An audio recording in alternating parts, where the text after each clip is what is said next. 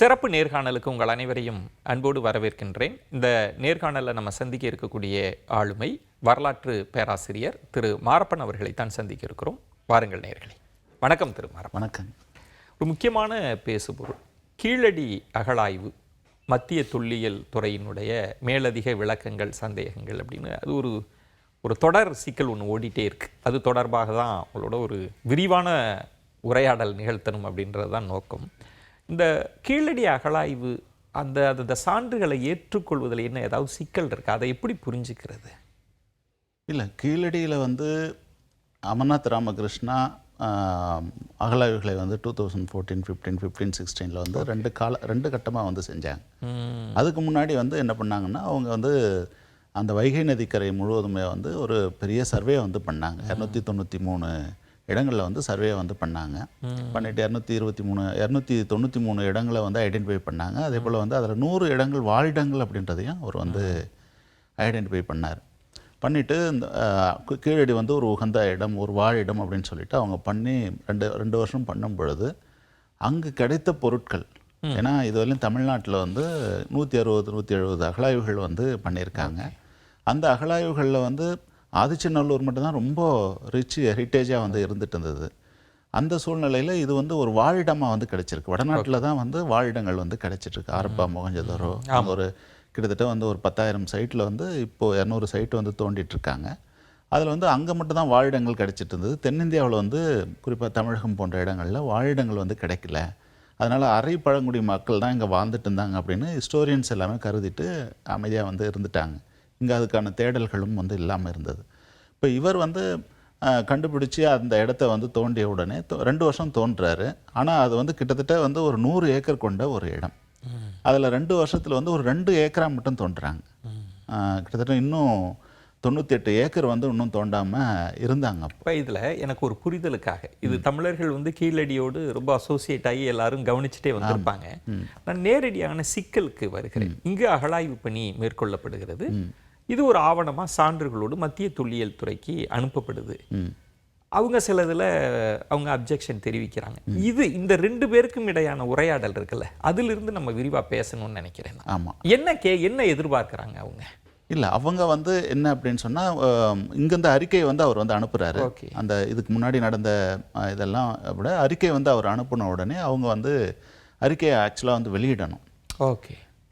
இதுக்கு முன்னாடியெல்லாம் என்ன செய்வாங்கன்னு சொன்னால், அவங்க வெப்சைட்டில் வெளியிட்டுருவாங்க. இது போன உடனே அது வெளியிடலை. வெளியிட்டாமல் காலம் தாழ்த்துட்டே இருந்தாங்க. எல்லாரும் கேட்டாங்க. அப்போ அவங்க நாங்கள் வெட்டிங் அனுப்புகிறோம் அப்படின்னு சொல்லிட்டு அவங்க 2 நிபுணர்கள் கிட்ட அனுப்புனாங்க. ஒன்று அயோத்தியை எக்ஸ்கவேஷன் பண்ணவங்க, இன்னொருத்தர் ஒரு நல்ல எக்ஸ்பர்ட் அவங்களுக்கு அனுப்புகிறாங்க. இப்போ அவங்க இதில் 2 விஷயங்கள் இல்லை, 2 விஷயங்கள் நீங்கள் இது சரியாக பண்ணலை அப்படின்னு சொல்கிறாங்க. ஒன்று நீங்கள் கால கணிப்பை செய்தது தவறாக பண்ணியிருக்கீங்க. கார்பன் டேட்டிங் நீங்கள் சொல்கிறது இந்த கார்பன் டேட்டிங்கினுடைய காலகட்டம் நீங்கள் சொல்கிறது நாங்கள் ஏற்றுக்க முடியாது. அதே போல் பிராமி தமிழ் எழுத்துக்கள் நீங்கள் சொல்கிறீங்க. இது வரையும் 3ஆம் நூற்றாண்டு வரையும் தான் தமிழ் எழுத்துக்கள் கிடைச்சிருக்கு. தமிழ் பிராமி என்ற எழுத்துக்களினுடைய அடிப்படையில் நம்ம சொல்லிட்டு வரோம். நீங்கள் அதை உடச்சி நீங்கள் 8ஆம் நூற்றாண்டு வரையும் கொண்டு போகிறீங்க. அதாவது தமிழுக்கு அது தொன்மையானது தமிழ்னு நிறுவ பார்க்குறீங்க. அதாவது தமிழ் பிராமியிலிருந்து தான் தமிழே தோன்றியது அப்படின்றது தான் இதுக்கு முன்னாடி இருந்த விஷயங்கள். ஆனால் அப்படி இல்லை. அதுக்கு முன்னோடியாகவே அதுக்கு முன்னாடியே இங்கே கிறுக்கல்கள், அதே போல் தமிழ் எழுத்துக்கள் எல்லாமே இங்கே தோன்றி இருக்குதுன்றதை எஸ்டாப்ளிஷ் பண்ண, ஒரு வாழிடத்திலிருந்து எஸ்டாப்ளிஷ் பண்ண இடம் கீழடி. ஓகே. அப்போ அந்த எழுத்துக்களே அங்கே தோன்றியதற்கான அனைத்து செயல்பாடுகளும் அங்கே நடந்திருக்கிறது அப்படின்னு சொல்லும் பொழுது அந்த 2த்தையும் தான் கேள்விக்கு உட்படுத்துறாங்க. அவங்க அப்ஜெக்ஷன் பண்ணுறாங்க. அப்போ என்ன சொல்கிறாங்க அப்படின்னு சொன்னால், நீங்கள் காலத்தை 8ஆம் நூற்றாண்டுலேருந்து 5ஆம் நூற்றாண்டு வரையும் ஒன்றாவும், கிமு 8ஆம் நூற்றாண்டுலேருந்து கிமு 5ஆம் நூற்றாண்டு வரையும் ஒரு பகுதியாக, ஒரு ஃபர்ஸ்ட் ஃபேஸ், செகண்ட் ஃபேஸ் கிமு 5ஆம் நூற்றாண்டுலேருந்து 1ஆம் நூற்றாண்டு வரையும் செகண்ட் ஃபேஸ், 1ஆம் நூற்றாண்டுலேருந்து 3ஆம் நூற்றாண்டு வரையும் தேர்ட் ஃபேஸ்னு சொல்கிறீங்க. ஆனால் நாங்கள் ஏற்கனவே நாங்கள்லாம் பண்ணி வச்சுருக்கிறது சங்க காலம்னாவே கிமு 3ஆம் நூற்றாண்டுலேருந்து கிபி 3ஆம் நூற்றாண்டு வரையும் தான் சொல்லியிருக்கோம். நீங்கள் அதுக்குள்ளே ஆய்வை காலகட்டத்தை நிர்ணயிங்க. அது எப்படி நம்ம நாங்கள் பண்ணிட்டோம். நாங்கள் எல்லாத்தையும் எழுதி வச்சு நாங்கள் பண்ணிட்டோம். அதனால நீங்கள் அதோடய அந்த பவுண்டரி எடுத்தீங்க. ஒரு புரிதலுக்காக நாங்க செருப்பை தயாரிச்சிட்டோம், நீங்க அதுக்கேத்த காலை கொண்டு வாங்கன்ற மாதிரி அப்படி அப்ரோச் அப்படி தான் சொல்கிறாங்க. அந்த அப்ரோச் தான் சொல்கிறாங்க. நாங்கள் 3க்கு 3 வெள்ளியும் வந்து பண்ணி வச்சுருக்கோம். நாங்கள் மற்றதெல்லாம் இல்லக்கட்டி எங்களதெல்லாம் உடஞ்சி போயிருமே. நாங்கள் வச்சிருக்கிற வரலாறு பூராமே உடஞ்சி போயிருமே. நீங்க வேறொரு இடத்துக்கு நகர்த்துறீங்க. இதுக்கு முன்பு ஒரு கட்டமைக்கப்பட்ட ஒரு வரலாற்றை கீழடி வந்து டிஸ்டர்ப் பண்ணுது மத்திய தொல்லியல் துறை நினைக்குதா? மத்திய தொல்லியல் துறை வந்து நினைக்குது. ஓஹோ. ஏன்னு சொன்னால் சங்க இலக்கியம் சங்க காலம்ன்றது வந்து கிமு 3ஆம் வந்து கிபி 3ஆம் நூற்றாண்டு வரையும் இருக்குதுன்னு சொல்கிறீங்க. நீங்கள் வந்து அதை வந்து பின்னாடி வந்து எடுத்துகிட்டு போகிறீங்க, 8ஆம் நூற்றாண்டு வரையும் எடுத்துகிட்டு போகிறீங்க. இங்கே வந்து வாழிடங்கள் வந்து கார்பன் டேட்டிங் பிரகாரம் வந்து 265 கிமு 265 வந்து சொன்ன உடனே இவர் வந்து அது வந்து கிட்டத்தட்ட வந்து ஒரு 560 சென்டிமீட்டர் தோன்றுறாங்க சார். ஓகே. அப்படி தோன்றும் பொழுது அவங்களுக்கு வந்து 360 சென்டிமீட்டரில் 4 லேயர் இருக்குது. மண் அடுக்குகள் வந்து 4 லேயர் இருக்குது. 4ஆவது அடுக்கில் வந்து அவங்களுக்கு வந்து கீழடியில் கிடைக்குது. இப்போ கிடைக்கிற சாம்பிளை வச்சுக்கிட்டு வந்து என்ன பண்ணுறாங்கன்னா காலக்கணிப்புகளை வந்து பார்க்கும்பொழுது அது 265ன்னு சொல்கிறாங்க. இப்போ 5ஆவது லேயரும் 6ஆவது லேயர்லையும் வந்து சாம்பிள் கிடைக்கல. ஓகே. சாம்பிள் அவங்க தோண்டும் போது சாம்பிள் கிடைக்கல. இப்போ கிடைச்சிருக்கு. தமிழ்நாடு தொல்லியல் துறை வந்து செய்யும்போது கிடைச்சிருக்கு. அது வந்து கிமு 6ஆம் நூற்றாண்டு வரையும் வந்து கிடைச்சிருக்கு. இவங்களுக்கு சாம்பிள் கிடைக்காததுனால அந்த பகுதிக்கு வந்து ஒரு மெச்சூர்டாக வந்து கட்டடம் கட்டுற அளவுக்கு ஒரு மனுஷன் வாழ்ந்திருக்கான் அப்படின்னு சொன்னால் முதல்ல குடிசை கட்டியிருப்பான், அப்புறமா கட்டடம் கட்டியிருப்பான், அப்புறமா அதுதான் வளர்ச்சி அடைஞ்சிருக்கு. இப்போ கட்டடத்தை நம்ம கண்டுபிடிக்கணும்னா அதுக்கு முன்னாடி வந்து எப்படி இருந்திருக்கும், எவ்வளோ காலமாக இங்கே வந்து கட்டியிருப்பாங்க அப்படின்னு வந்து பார்க்கும்போது கிமு 8ஆம் நூற்றாண்டு அப்படின்னு வந்து அவர் வந்து சொல்கிறாரு. அதை நாங்கள் ஏற்றுக்க முடியாது, அப்படி வந்து நீங்கள் வந்து அப்படி சொல்ல முடியாது அப்படின்னு சொல்கிறாங்க. என்ன சொல்கிறாங்கன்னு சொன்னால் அவங்க என்ன சொல்ல வராங்க அப்படின்னு சொன்னால் நீங்கள் அங்கே இரும்பு இருக்குதுன்னு சொல்கிறீங்க, அதே போல் வந்து எழுத்து இருக்குதுன்னு சொல்கிறீங்க. இந்த இரும்பு இருக்கிற காலத்தை வந்து 4ஆம் நூற்றாண்டுக்குள்ளே ஃபிக்ஸ் பண்ணுங்க. இரும்பு காலத்தை வந்து 4ஆம் நூற்றாண்டுக்குள்ளே ஃபிக்ஸ் பண்ணுங்க. நீங்கள் எழுத்து இருக்கிறத வந்து 3ஆம் நூற்றாண்டில் ஃபிக்ஸ் பண்ணுங்கன்னு வந்து அவங்க கேட்குறாங்க. இதுதான் இப்போ ரியல், இது பண்ணி கொடுங்க அப்படின்னு கேட்குறாங்க. இது மாதிரி தான் பண்ணணும், இது மாதிரி தான் நீங்கள் ஃபிக்ஸ் பண்ணணும் அப்படின்னும் போது வேறு சில நமக்கு அவங்க ஏற்றுக்கொள்ளாத சில விஷயங்களும் இங்கே வந்து இருக்குது. இப்போ தமிழ்நாடு அரசாங்கம் வந்து சிவகலை போன்ற இடங்களில் வந்து இரும்பினுடைய தொன்மையை வந்து 5365 கிமு 3345 வருஷம் அப்படின்னு வந்து கண்டுபிடிச்சிருக்காங்க. இப்போ அதையும் வந்து இவங்க கேள்விக்குள்ளாக்குற மாதிரி தான் இவங்களுடைய ஏஎஸ்ஐனுடைய நிலைமை வந்து இருக்குது. இப்போ ஒரு கேள்வி, இதை பண்பாட்டு தளத்தில் பார்க்கலாம், வரலாற்று பூர்வமாக பார்க்கலாம், அரசியல் பூர்வமாக பார்க்கலாம். ஆனால் தொல்லியல் ஆய்வு அப்படின்றது உலகம் எங்கும் சில அளவீடுகளால் அளவிடப்படுறது. இப்போ ஒரு இந்திய பெரும் நிலப்பரப்பில் ஒரு தோண்ட ஒரு வரலாறு தொன்மையாக கிடைக்குது அப்படின்னா நம்ம எல்லாரும் சந்தோஷம் தானே படணும். அதில் என்ன சிக்கல் இருக்குது? இல்லை, அதில் வந்து இந்திய துணைக்கண்டம் முழுக்கம் வந்து அந்த ஆரம்ப காலகட்டத்தில் தனித்தனி நாகரிகங்களாக வந்து இருந்திருக்கு. இப்போ மெசொப்பொட்டேமியாலையும் நீங்கள் பார்த்தீங்கன்னா ஒரு 5 நாகரிகங்கள் வந்து சொல்லுவாங்க. அக்கடைன் நாகரிகம், அதே போல் இன்னும் சுமேரிய நாகரிகம்னு மெசொப்பொட்டேமியாலையும் சொல்லுவாங்க. அதை வந்து இங்கே ஏற்றுக்கிறதுக்கு தயங்குறாங்க. அப்படி இல்லை, இந்தியா முழுக்க வந்து ஒரே நாகரிகம் தான் நீங்கள் சொல்லணும். அதுதான் அடுத்த வந்து அவங்க வந்து எடுத்துகிட்டு போகிறாங்க. அகண்ட பாரதம், ஒரே நாடு, ஒரே தேர்தல், அதே போல் ஒரே கலாச்சாரம், பண்பாடு, ஒரே வரலாறு அப்படின்ற அடிப்படையில் இது எல்லாத்தையும் அங்கே தொடர்பு படுத்துங்கன்றாங்க. அப்படி நான் இது தொடர்பான பல்வேறு விதமான கட்டுரைகள் நமக்கு கிடைக்கிற பார்வைக்குப்படுறதெல்லாமே வாசிக்கிறப்ப அங்கங்கே அதன் எச்சங்கள் இருக்குது.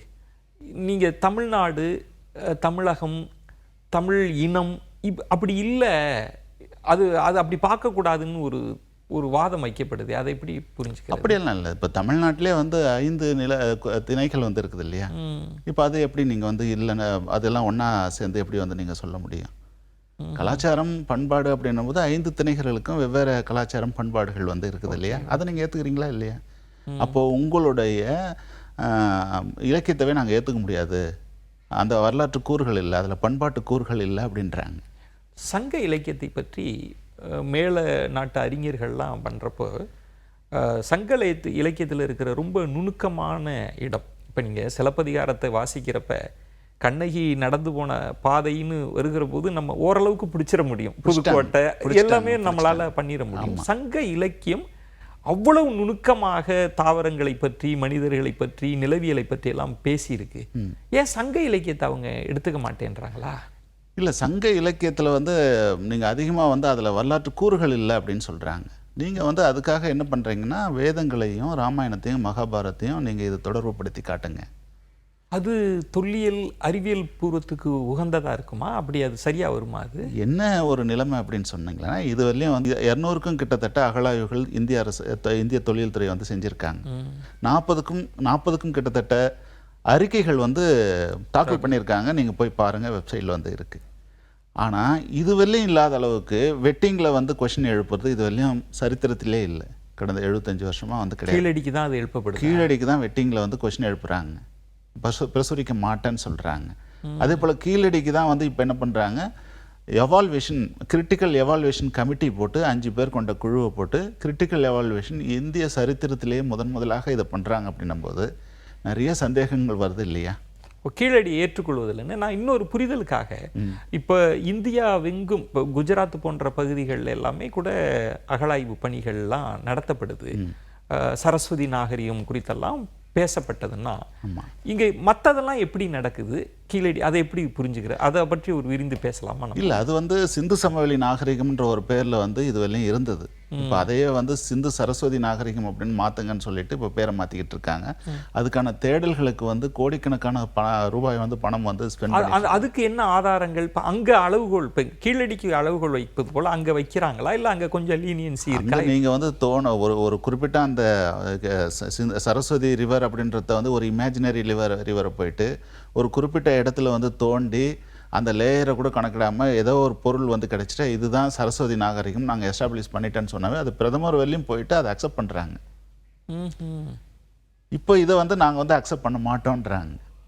அப்போது நீங்கள் இயல்பாகவே நம்ம புரிஞ்சுக்கிற ஒரு விஷயம் வந்து என்னென்னா, 984 பக்கம் வந்து அவர் வந்து சிஸ்டமேட்டிக்காக வந்து எழுதியிருக்காரு. ஒரு ரிசர்ச்சரை வந்து வெளியிட்டு பின்னாடி அவரை வந்து எல்லாரும் விமர்சிக்கட்டுமே.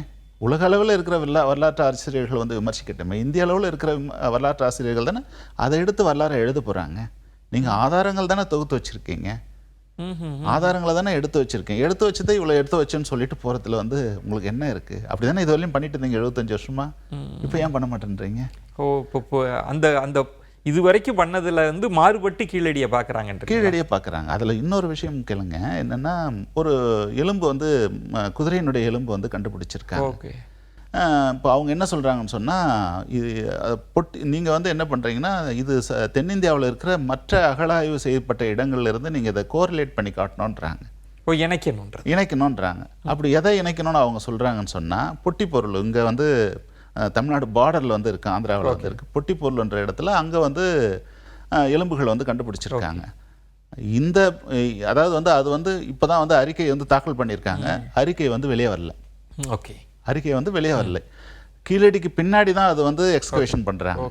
நீங்கள் அதை வந்து கோரிலேட் பண்ணி காட்டணும்னு சொன்னால் இது எந்த விதத்தில் வந்து இதை ஏற்றுக்க முடியும்? அப்போது மத்திய தொல்லியல் துறையினுடைய எதிர்பார்ப்புன்றது இது வந்து தமிழ் நாகரிகம், திராவிடர் அப்படி வேண்டாம், இந்திய நாகரிகம், அந்த பண்பாட்டு தேசிய நீரோட்டத்தில் இதுவும் ஒரு அங்கம்னு அப்படி தான் கொண்டு வரணும்னு எதிர்பார்ப்பு இருக்கு. வெளிப்படையவே நீங்கள் பேன் இண்டியா அப்படின்னு வந்து நிரூபிக்கணும். அகண்ட பாரதத்துக்கான தெற்காசியா முழுவதும் வந்து ஒரு நாகரிகம் இருந்திருக்கிறது என்பதற்கான நீங்கள் வந்து இதை வந்து நிரூபிக்கிற மாதிரியான ஆதாரங்களை வந்து கொடுத்ததா வந்து நீங்கள் எழுதணும் அப்படின்றாங்க. இப்போ தமிழ் தொன்மை, தமிழுக்கான தொன்மை குறித்து பேசுகிறோம், இரும்பு காலம்னு. இப்போ சமஸ்கிருதம் தமிழ்னு இங்கே ஒரு ரொம்ப காலமாக ஒரு விஷயம் ஓடிட்டு இருக்குல்ல. இப்போ மத்திய தொல்லியல் துறை சமஸ்கிருதத்தை எப்படி பார்க்குறாங்க, தமிழை எப்படி பார்க்குறாங்க, என்ன ஆய்வு நோக்கில் எப்படி? சமஸ்கிருதத்தை வந்து இருந்தாவே நாங்களாம் மிக தொன்மையானவர்கள் அப்படின்னு வந்து சொல்கிறாங்க, ஒரு பக்கம் வந்து சொல்கிறாங்க. இல்லை, மத்திய தொல்லியல் துறை மத்திய தொல்லியல் துறையும் அதுதான் சொல்கிறாங்க. அதை தான் சொல்கிறாங்க. அதே போல் வந்து தமிழுக்குன்னு அப்படின்னு வரும்போது இங்கே ஒரு இன்சிடெண்ட் வந்து என்னென்னா, மதுரையில் வந்து நீங்கள் கீழடியில் அகழாய்வு எடுத்திருக்கீங்க இல்லையா?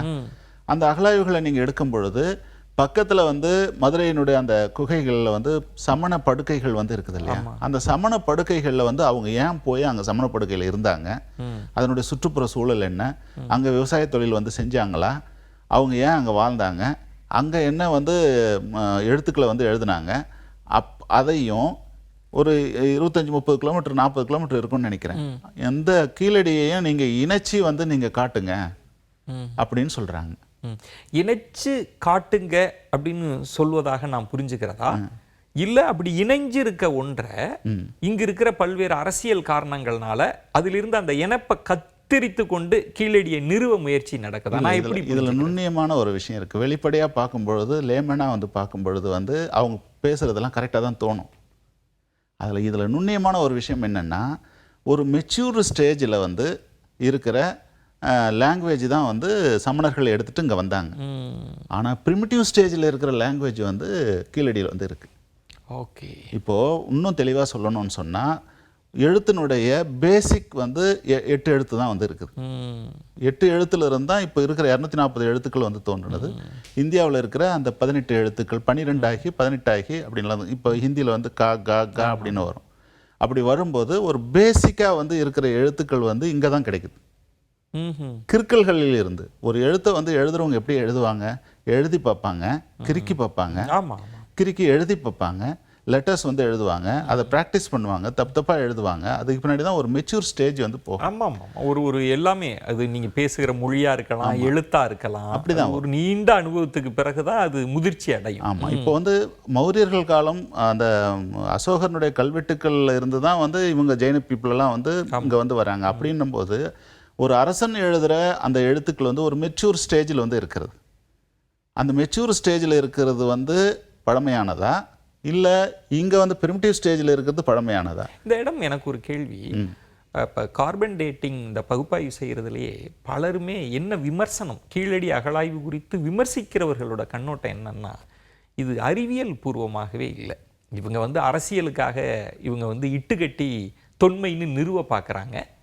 உலகத்தில் இருக்கக்கூடிய தொல்பொருள் ஆராய்ச்சியாளர்கள், வரலாற்று ஆய்வாளர்கள்லாம் இதை ஏற்றுக்கொள்ளவே மாட்டாங்க. இதில் சயின்டிஃபிக் அப்ரோச்சே இல்லைன்னு ஒரு விமர்சனமும் இருக்குது. அதை எப்படி புரிஞ்சுக்க? எந்த மாதிரி சயின்டிஃபிக் அப்ரோச் வேணும்? உலகம் முழுவதும் ஏற்றுக்கொண்ட ஏஎம்எஸ், அதே போல் வந்து மற்ற இடங்களில் வந்து இவங்க வடநாட்டில் எங்கெல்லாம் கொடுத்து பண்ணுறாங்களோ அந்த அடிப்படையில் தானே டேட்டிங் பண்ணுறாங்க. இவங்களும் இங்கேயும் டேட்டிங் பண்ணியிருக்கு. அப்போது சயின்டிஃபிக் அப்ரோச் வந்து இவங்க அதையும் ரொம்ப நுண்ணியமாக போயிட்டு பேலியோ பாட்னி, பேலியோ ஜுவாலஜி எல்லாம் பண்ணியிருக்காங்க. பேலியோ ஜுவாலஜினா அப்போ இருந்த அந்த பனை மரம், அதே போல் வைல்டு நெல், அதே போல் இந்த நெல்லெல்லாம் வந்து அதெல்லாம் எடுத்து எங்கே என்னென்ன நெல் அப்படி வகைகள் எல்லாம் அப்படின்னு சொல்லிட்டு லேபில் கொடுத்து பண்ணுங்க. அது லேப் வந்து இன்டர்நேஷ்னல் லெவலில் ஃபேமஸ் லேப்.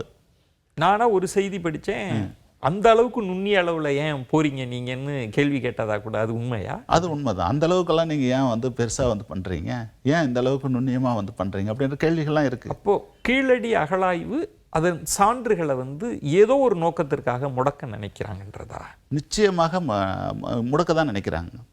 ஏதோ ஒரு நோக்கம் இல்லை, வெளிப்படையான நோக்கம் வந்து ஒரே நாடு, ஒரே வரலாறு, ஒரே கலாச்சாரம். அந்த ஒரே வரலாறுன்றது எதன் தன்மையில் இருக்கணும்னு நினைக்கிறேன். நார்த் இந்தியாவில் இருக்குது. இப்போ வந்து இதிலே கூட வந்து கீழடியிலே கூட வந்து பார்த்திங்கன்னா பரிபாடல்களையும் அதே போல் சங்க இலக்கியங்களையும் எடுத்து கையாண்டு ஃபஸ்ட்டு இன்ட்ரடக்ஷன் கொடுக்கும்போது அப்படி தான் கொடுப்பாங்க.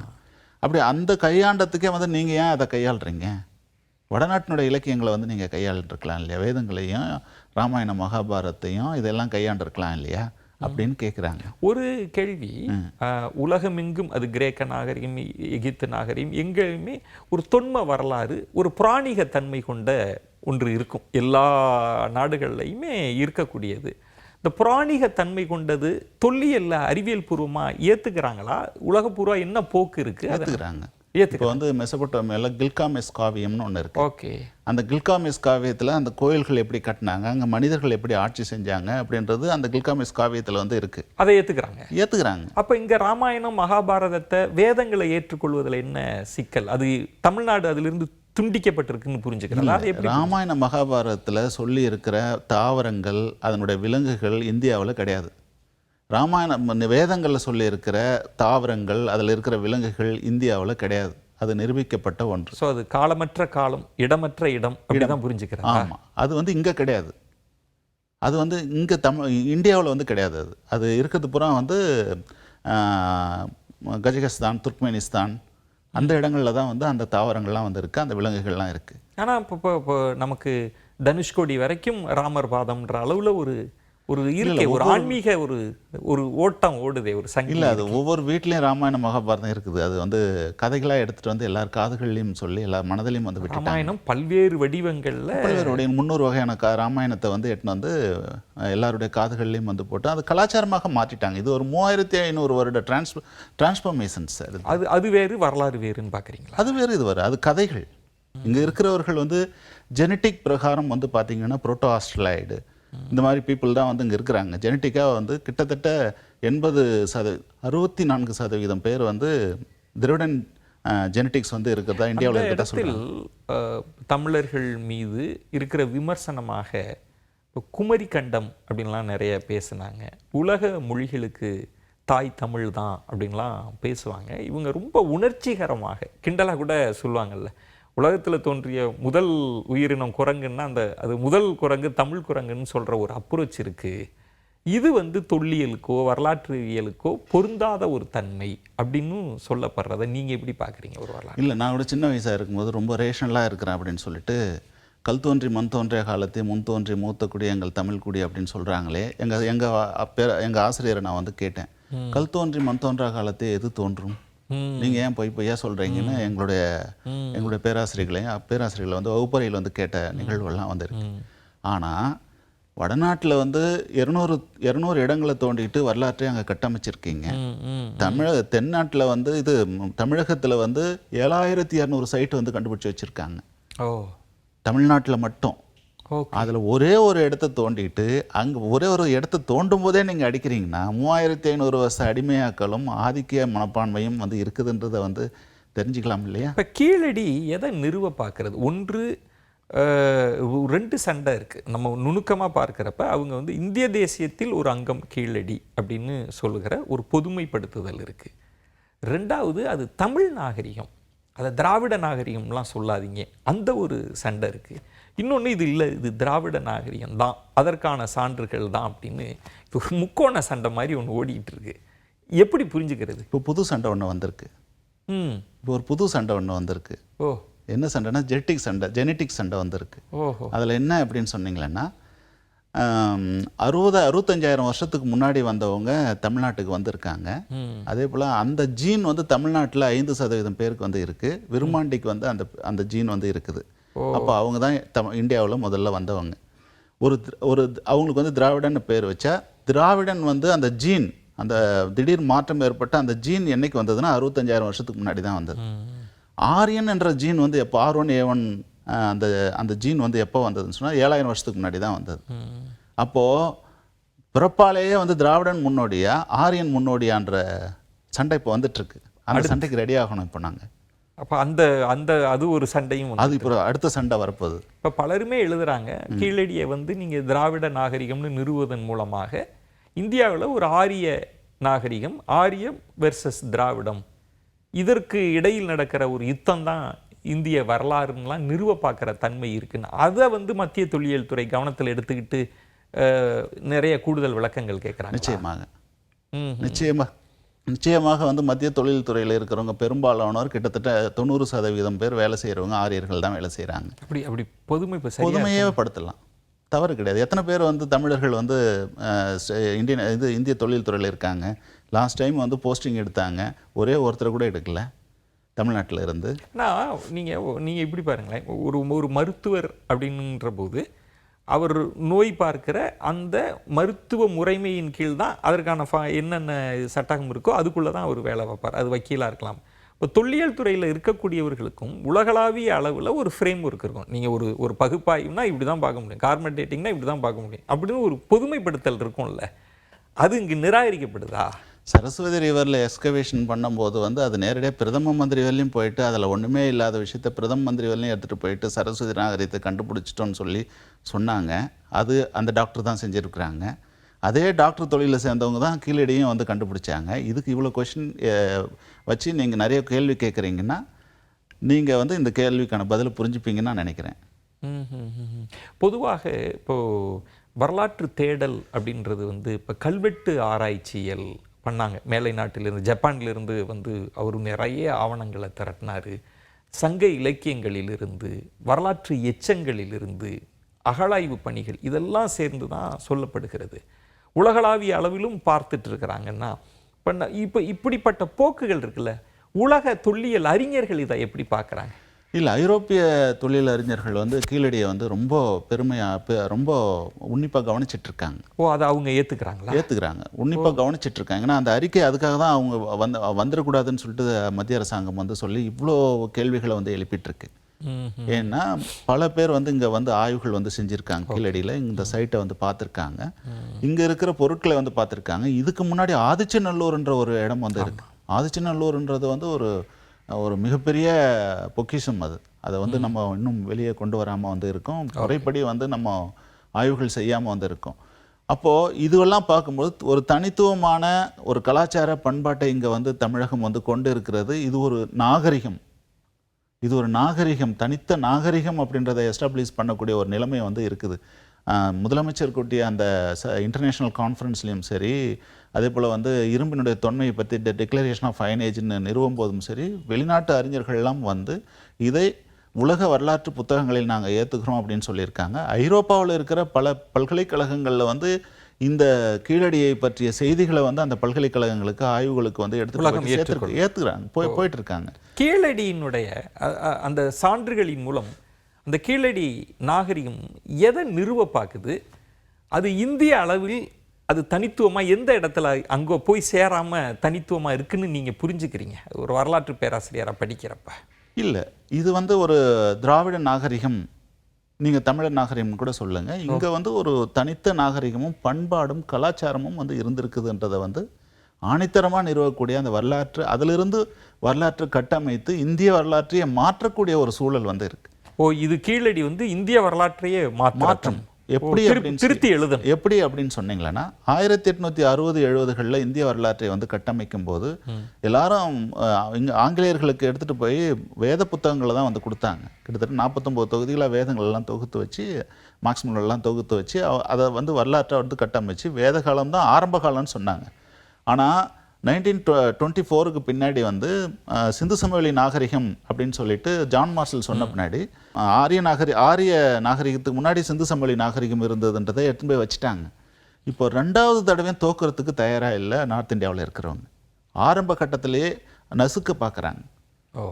ஆரம்ப கட்டத்திலே நசுக்கு. ஏன்னா நம்ம சொன்னாலும் சொல்லாக்காட்டியும், நம்மளுடைய தமிழக முதல்வர் சொன்னாலும் சொல்லாக்காட்டியும், நம்மளுடைய யாருமே நம்மெல்லாம் ஏற்றுக்காமல் இருக்கா காட்டியும் 65,000 வருஷத்துக்கு முன்னாடி வந்த ஜீன் வந்து இங்கே இருக்குது.